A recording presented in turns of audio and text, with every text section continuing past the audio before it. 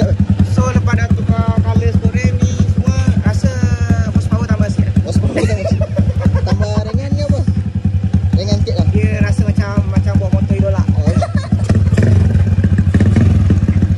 Tempo.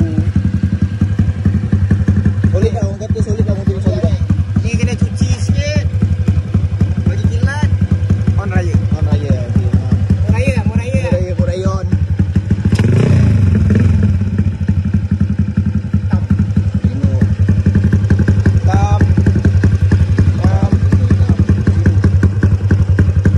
Pengaruh ni, owner atau pengaruh? Memang terpengaruh habis ni.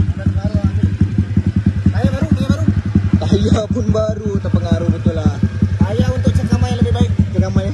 Lexus Golden. Depan belakang. Macam RSM ni. Ha? RSM. Buat RPM ke RSM? Maximum tayar dalam keadaan baik.